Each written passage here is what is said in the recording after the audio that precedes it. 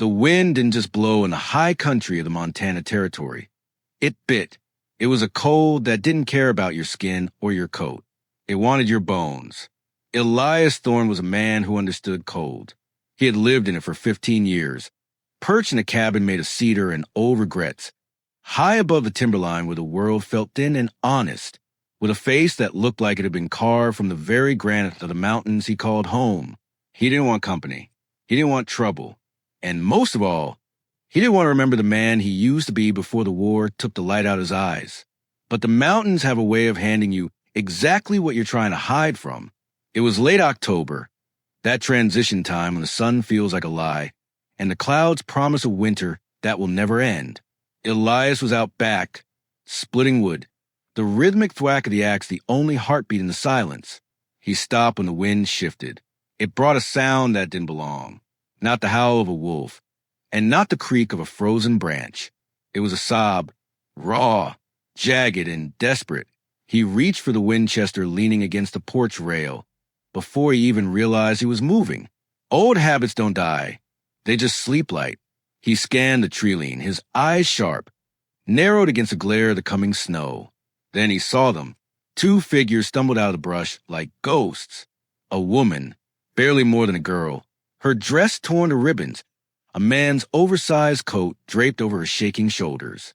She was dragging something. No, someone, a boy, 10, maybe 12 years old. His face was a sickly shade of gray, his boots missing, his feet wrapped in bloody burlap. They collapsed 20 yards from his door. Elias didn't run. Men in the West didn't run toward trouble. They walked to it with their eyes open. As he approached, the woman looked up, but they were clouded with the kind of terror that makes a person look hollow. She saw the rifle. She saw the coldness in Elias's stare. She didn't beg for her life. Instead, she threw herself over the boy, shielding his small, shivering body with her own. "Please," she whispered, her voice like grinding gravel. "Take what you want. Take the coat. Take the jewelry. Just spare him. He's just a boy. Please, just spare him."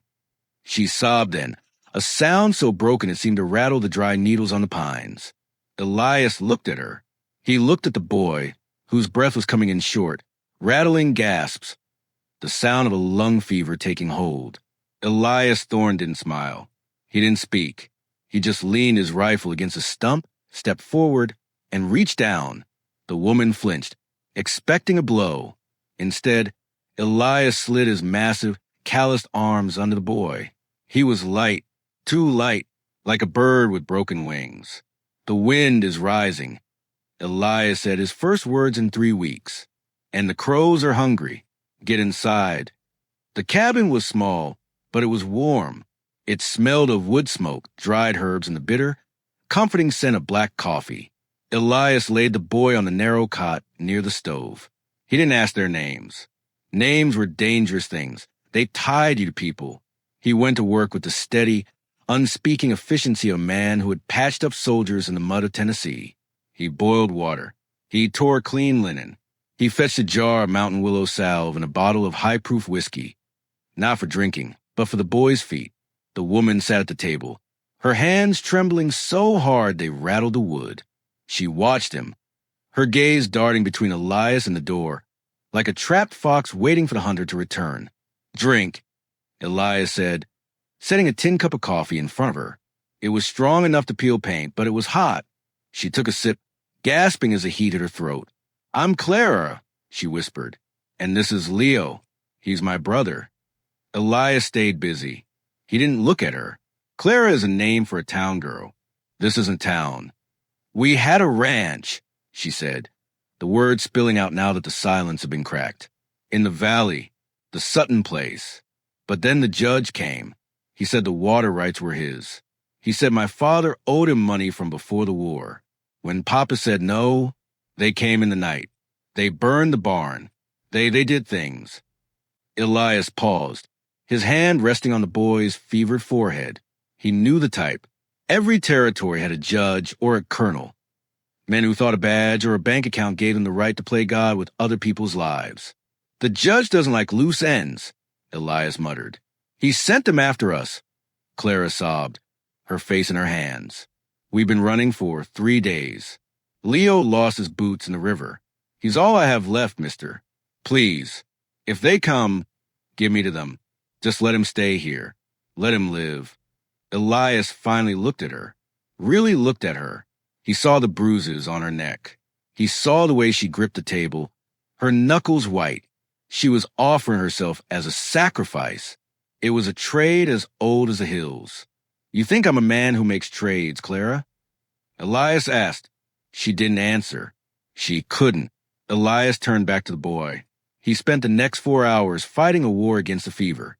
He bathed the boy's forehead. He forced drops of broth between his blue lips. He didn't sleep. He sat on a 3-legged stool, his shadow dancing on the wall, a silent sentinel against the darkness. By midnight, the snow began to fall, not a light dusting, but a heavy, wet shroud that muffled the world. Later that night, Clara fell asleep in a chair, her head resting on the table.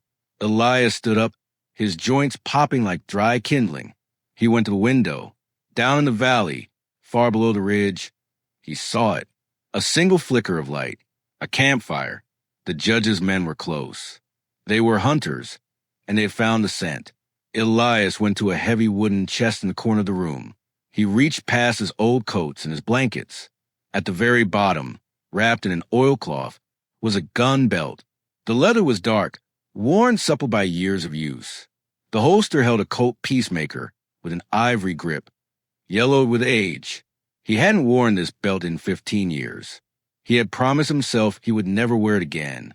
But then he looked at the boy on the cot, breathing a little easier now. He looked at the girl who thought the only way to save her brother was to lose herself. Hope you're following this story. Let me know in the comment. Elias Thorne smiled, but it wasn't a smile of kindness. It was a cold, hard thinness of the lips. The smile of the man who had just remembered how much he enjoyed the hunt. Before we find out what Elias Thorne does when the judge's men finally reach that cabin, I want to ask you something. Who are you in this story? Are you the one running? Or are you the one who stands in the doorway when the world comes knocking? It's a question the West asks every man and woman sooner or later.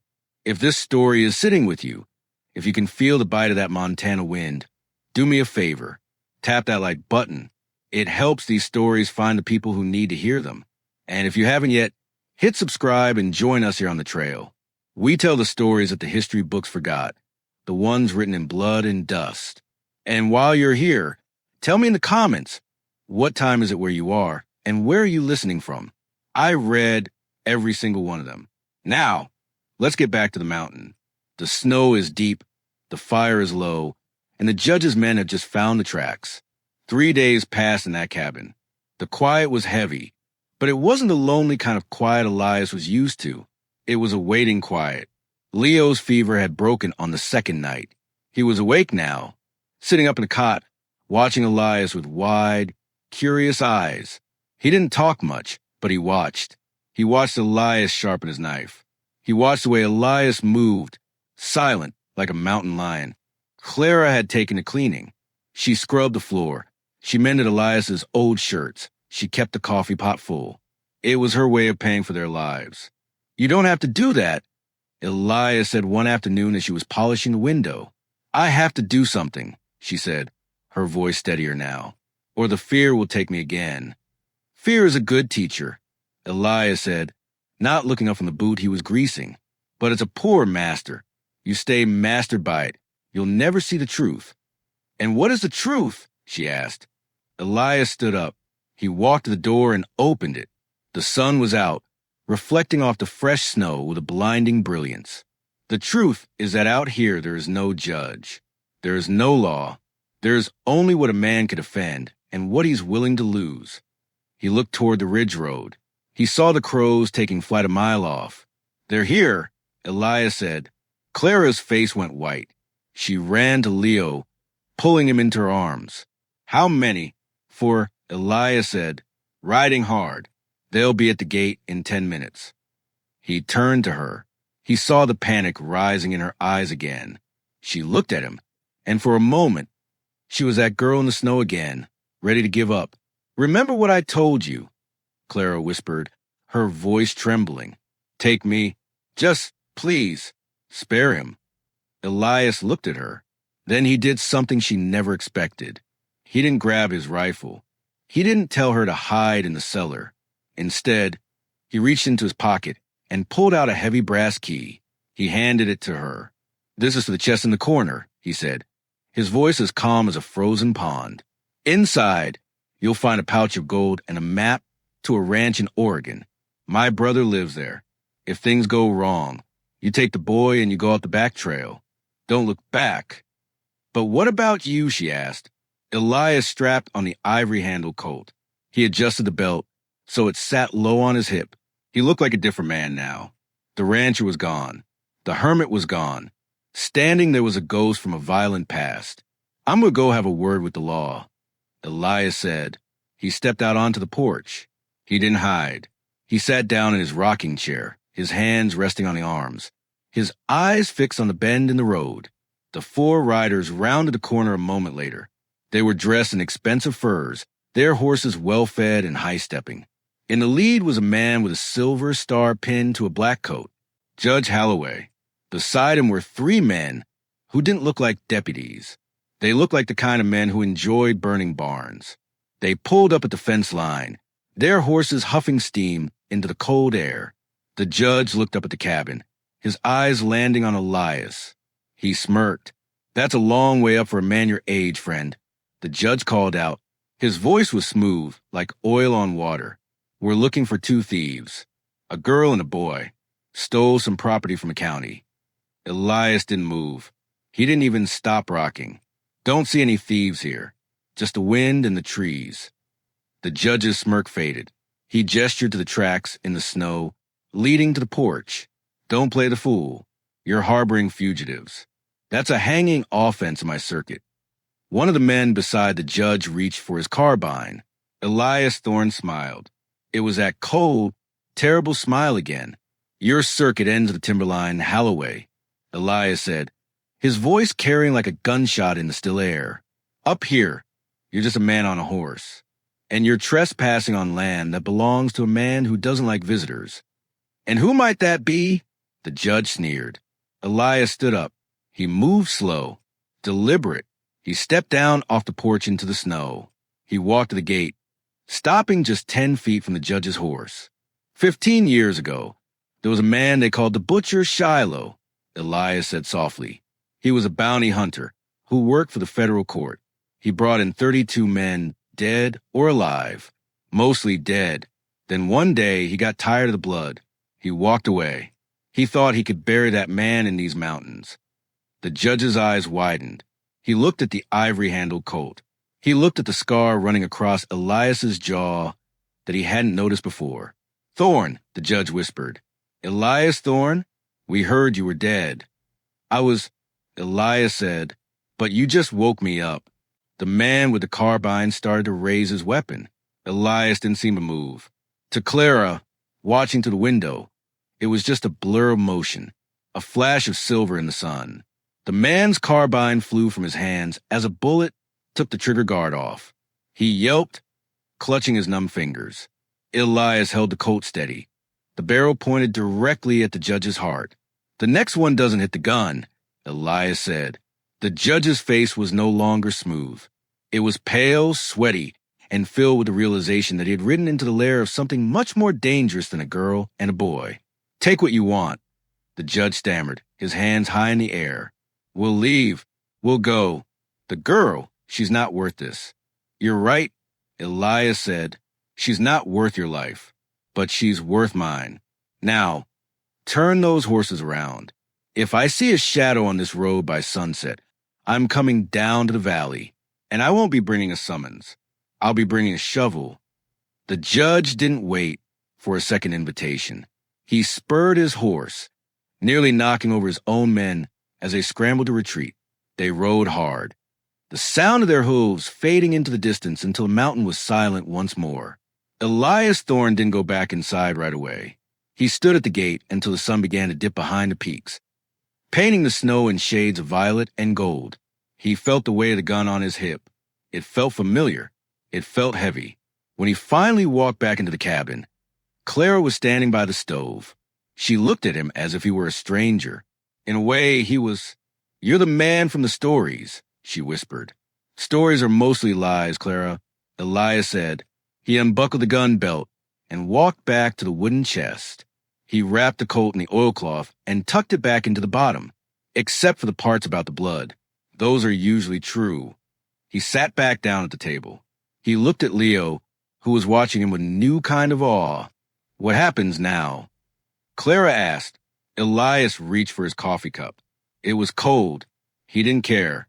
"Now, the boy grows strong," Elias said, "and you learn how to shoot that Winchester on the porch.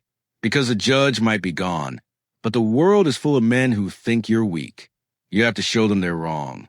"You're letting us stay?" she asked, her voice cracking. Elias looked out the window. The stars were beginning to come out, tiny cold diamonds in a black sky. "I've spent 15 years trying to forget the man I was," Elias said softly.